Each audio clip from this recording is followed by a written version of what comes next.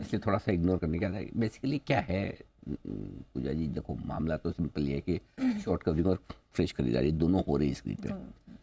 Short covering की वजह से गैप से खुला और वहाँ से एक बार तो प्रॉफिट बुकिंग आई, जिन कमज़ोर लोगों को बेचना था बेच दिया। अब जो सेकंड वाली ये जो रिकवरी बनी है ना, ये काम की है। ये ऐसी रिकवरी से ही है ना, क्या होता है कि तेजी करने वाले को कॉन्फिडेंस आता है ना, मंदी करने वाले को डर लगता है। तो आज डे 2 दूसरे दिन शॉर्ट सेलर का स्टॉप लॉस ट्रिगर होगा। आज दूसरे दिन डे हाई और डे लो बनाएगा Nifty, sorry higher layer, higher high और हायर लो बनाएगा निफ्टी। बराबर। अपने को क्या चाहिए लाइफ में? हायर हाई हायर लो।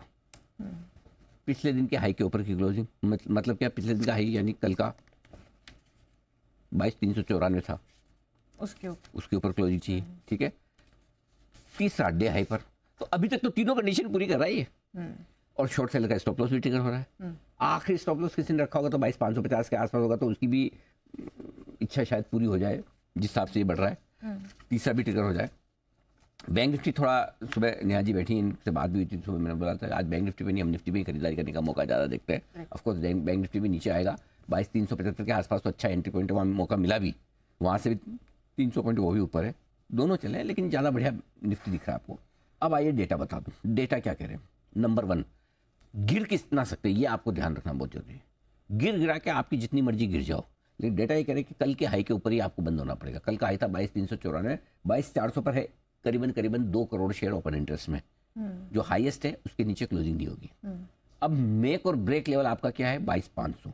22,500 के कॉल ऑप्शन पे है 2.5 करोड़ शेयर जो हाईएस्ट ओपन इंटरेस्ट है। अब आप देखो पिछले आधे पौन घंटे से जब से अपने आके बैठे शो में, 22,500 तोड़ नहीं रहा, वापस कूद के ऊपर आ रहा है। 22,528 का हाई बना। और अगर ये 3 बजे तक टिका रहेगा, जो कि रहेगा, ये भाई साहब शॉर्ट कवरिंग करवाने वाला तगड़ी वाली। तो ये 2.5 करोड़ शेयर जो शॉर्ट होके बैठे हुए हैं, 22,450 पे 1 करोड़ 13 लाख शेयर, 22,400 पे 92 लाख है, इनको तो आज ही शॉर्ट कवरिंग करनी है। और थोड़ा भी 22,550 के ऊपर निकल के टिकने की कोशिश करो, ये सीधा 22,625 आज ही दिखा दे, बड़ी बात नहीं। तो आज अब बचे हुए समय के लिए 2 टारगेट है। पहला छोटा टारगेट 22,550 560 का है, उसके बाद 22,625 का है। ये 2 टारगेट के लिए निफ्टी तैयार हो रहा है आपके लिए ऊपर के।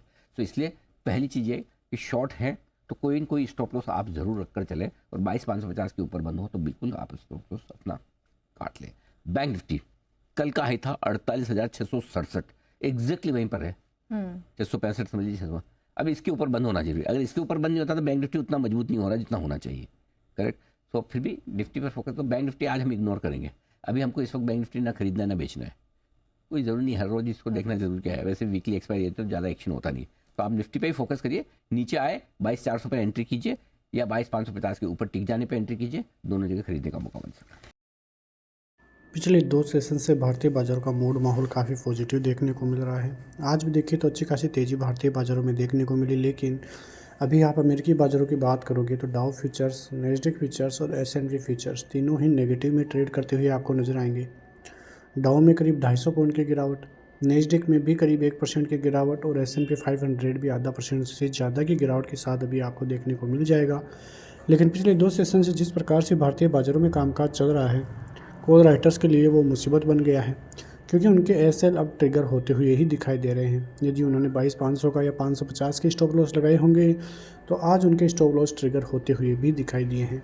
आप यहाँ पे देख सकते हैं कि निफ्टी की क्लोजिंग 22,550 के लगभग की आपको देखने को मिलेगी। 207 पॉइंट की तेजी आज देखने को मिली, जो दिखा कर गई कि अभी भी भारतीय बाज़ारों में रिवर्सल के संकेत आते हुए दिखाई दे सकते हैं। लेकिन कुल मिला के देखेंगे तो अभी तक भारतीय बाज़ारों का ट्रेंड पॉजिटिव नहीं हुआ है। भारतीय बाज़ारों का ट्रेंड पॉजिटिव होगा 22,800, 23,200 के ऊपर जाने के बाद, और फिर उसके बाद यदि हायर हाई बनते हैं भारतीय बाज़ारों में तो वो भारतीय बाज़ारों के लिए काफ़ी पॉजिटिव इंडिकेशंस भी लेकर जाएंगे। FIDs की चर्चा करें तो 3 लाख करोड़ से ज़्यादा की सेलिंग FIs पहले ही कर चुके हैं, और यदि आज भी सेलिंग का मूड माहौल रहता है तो फिर से नेगेटिविटी बनती हुई ही भारतीय बाज़ारों में देखने को मिलेगी। और यदि टोटल 3 लाख करोड़ में से 20 से 25% हिस्सेदारी भी भारतीय बाज़ारों में वापस आती है तो वो एक बहुत ही अच्छा और बड़ा ट्रिगर पॉइंट भारतीय बाज़ारों में देखने के लिए मिलेगा, क्योंकि FIs की अब नज़र भारतीय बाज़ारों पर धीरे धीरे पड़ती हुई दिखाई देगी। क्योंकि जिस प्रकार से ऊपरी स्तरों से भारतीय बाज़ार 16% तक का करेक्शन दिखा चुके हैं, वो एक अच्छी चर्चा का विषय भी है।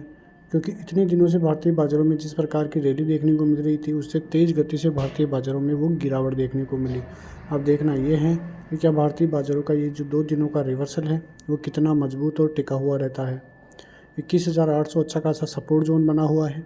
यदि वो टूटता है तो और ज़्यादा तेज़ी से और बड़ी सेलिंग भारतीय बाज़ारों में फिर से देखने को मिल सकती है। बैंक निफ्टी में 48,000 का सपोर्ट जोन है।